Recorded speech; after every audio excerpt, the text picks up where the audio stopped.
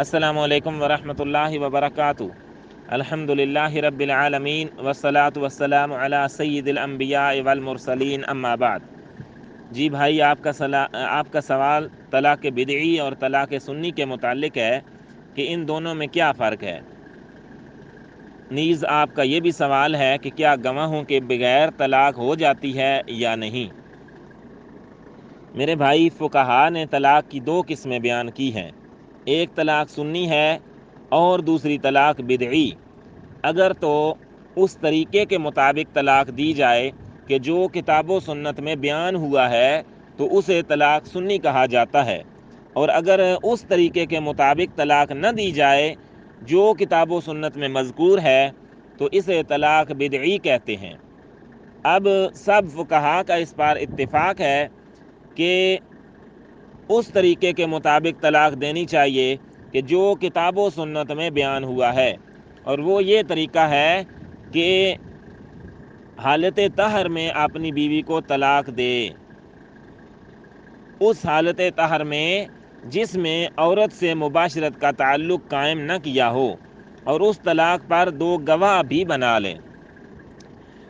اب طلاق سنی میں جتنی چیزیں آتی ہیں وہ سب میں آپ کو بتا دیتا ہوں، اور طلاق بدعی کون سی طلاق ہوتی ہے۔ دیکھیں، اگر تو آپ ایک ساتھ 3 طلاقیں ایک مجلس میں دے دیتے ہیں تو یہ طلاق بدعی کہلائے گا۔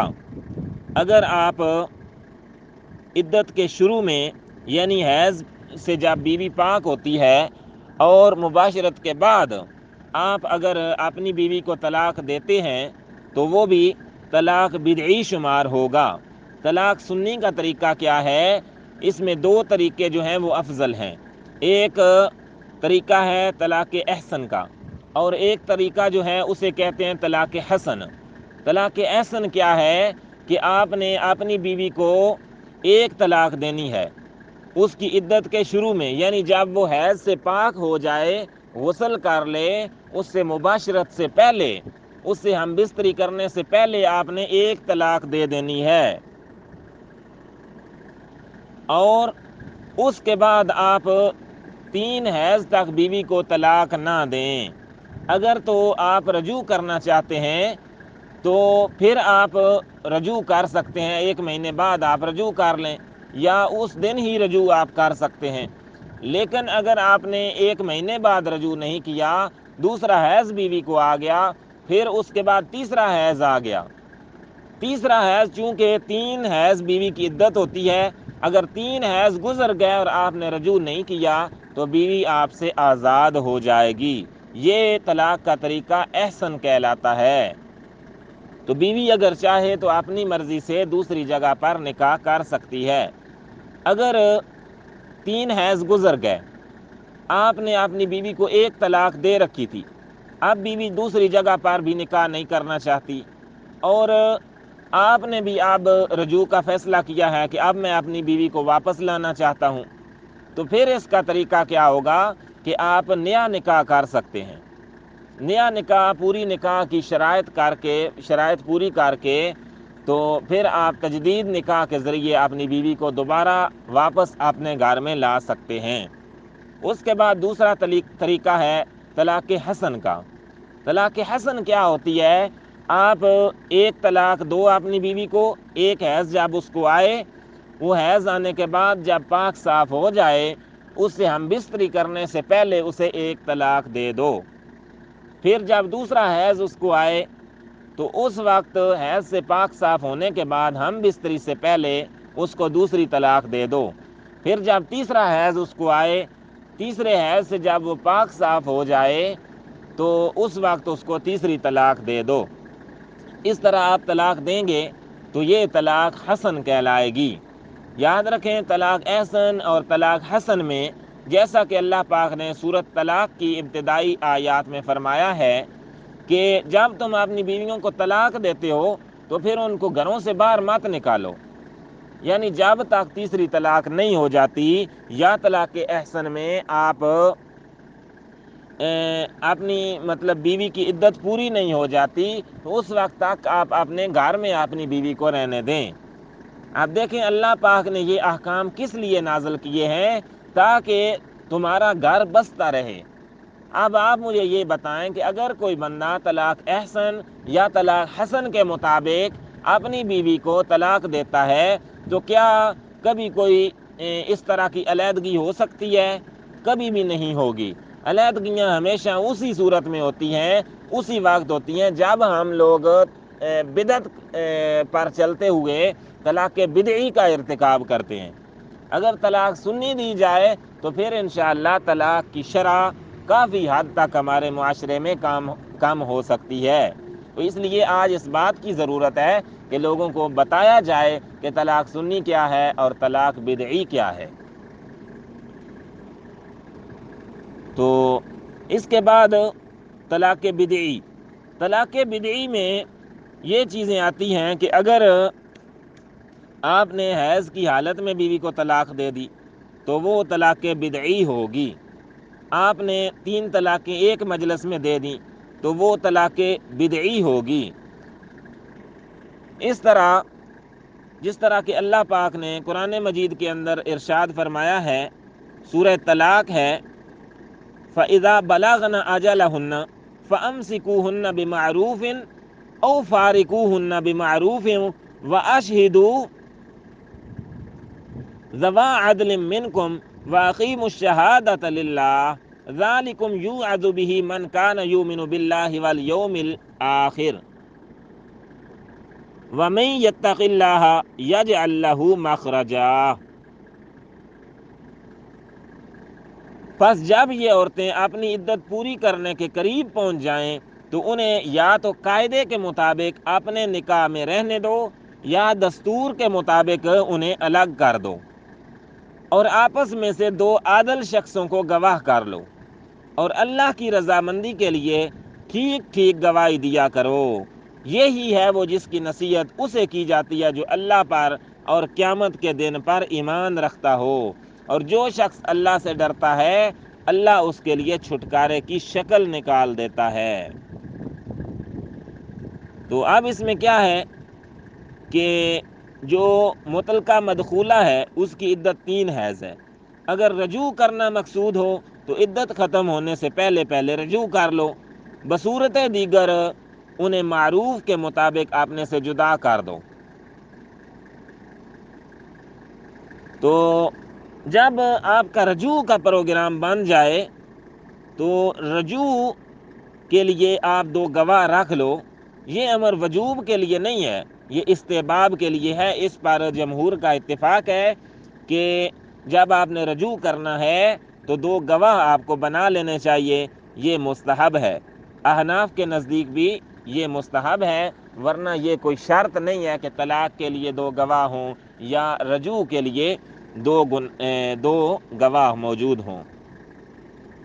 لیکن امام بخاری رحمۃ اللہ علیہ انہوں نے ایک باب باندھا ہے کہ وَطَلَاقُ السُّنَّةِ أَن يُطَلَّقَهَا طَاهِرًا مِّن غَيْرِ جِمَاعٍ وَيُشْهِدَ شَاهِدَيْنِ، یعنی سنت کے مطابق طلاق یہ ہے کہ حالت طہر میں عورت کو 1 طلاق دے اور اس طہر میں عورت سے ہم بستری نہ کی ہو، نیز اس پر 2 گواہ بھی مقرر کر لیں۔